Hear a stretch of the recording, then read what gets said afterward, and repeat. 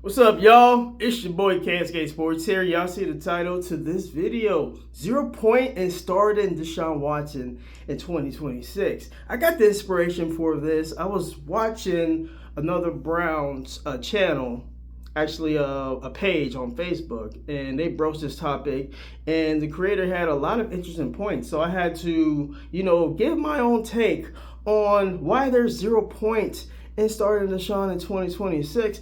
And it stems simply from, what is the point you are trying to prove with starting Deshaun in 2026? Now, the only point the Cleveland Browns organization can make is that the decision to sign Deshaun Watson to a 5-year, $230 million contract was the correct decision to make. But it's unequivocally one of the worst decisions, if not the worst move in NFL history. It might be the worst move money-wise in the entire history of sports, organized sports, professional sports. I mean, you gave a quarterback $230 million on the back of 30 SA allegations. Come on. I mean, when people say the Cleveland Browns, they the Cleveland Clowns, that was definitely a clown move by my Cleveland Browns. I mean, I can't knock people for saying that's the worst decision that has ever happened in the NFL, transpired in the NFL, because it was. There's no defending giving out that type of contract, knowing what he was going through, and on top of that, the production you got, the ROI, the return on investment on said 5 years, $230 million contract. You have not gotten anything close to your return on investment. You got 19 starts.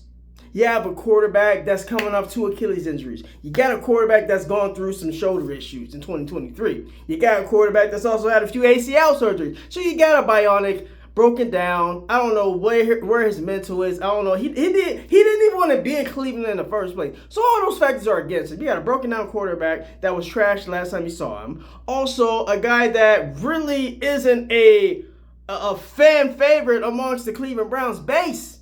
You got a fan base that don't want to see Deshaun Watson.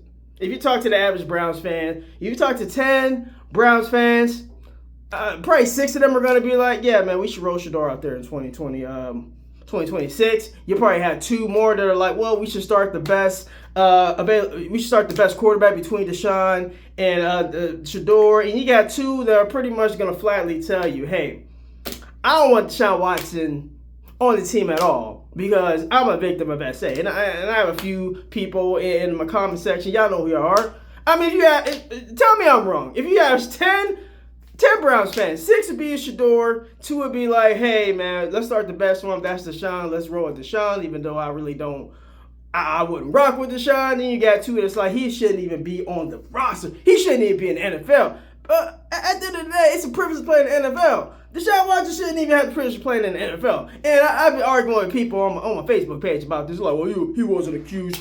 Allegation is this. It's like, shut up, bro. Man, it's so exhausting dealing with some men sometimes. It's like, bro. It's like, oh, I guess 30 women just making stuff up. Yeah, 30 women had the same exact story. Yeah, all the women that accused DJT, the POTUS on the White House right now, I guess they was all wrong too. Or you just compartmentalize it just based on if you like that person or not. I'm like FUCK, all SA predators, all pedos, everything. I'm bottom line 10 toes down on saying F them. I don't care if they black, I don't care if they white. And some stuff transcends race, and that's one of them.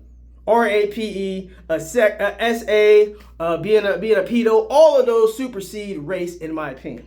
But anyways, 0 point is starting to shine. We got that part out. Going forward, what's the point in starting Deshaun Watson?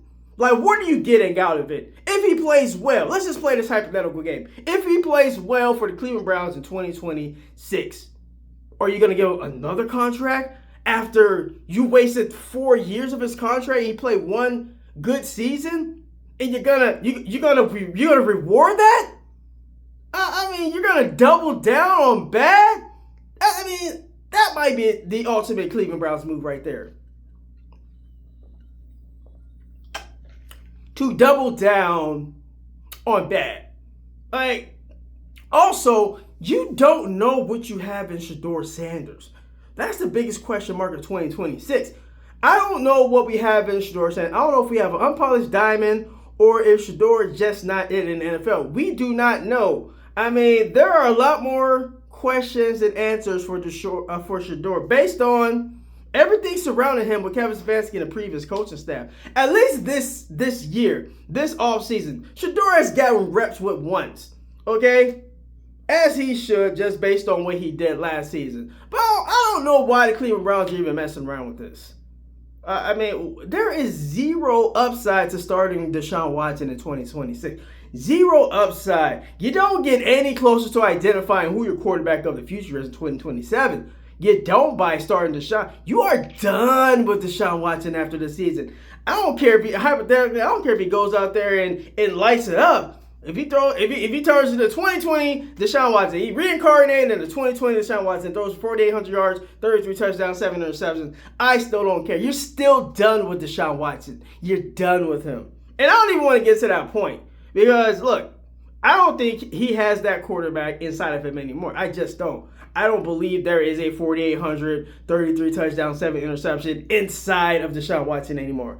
I just don't. Last time we saw him on the field, he was trash in 2024. Let's just be honest. He was 1-6 as a starter. He was trash. And everybody in Cleveland media, they was ready to get up out of Cleveland. Now all of a sudden, you got Shedeur Sanders, who Cleveland media hates. And now it's like, oh, let's broach this Deshaun Watson topic again.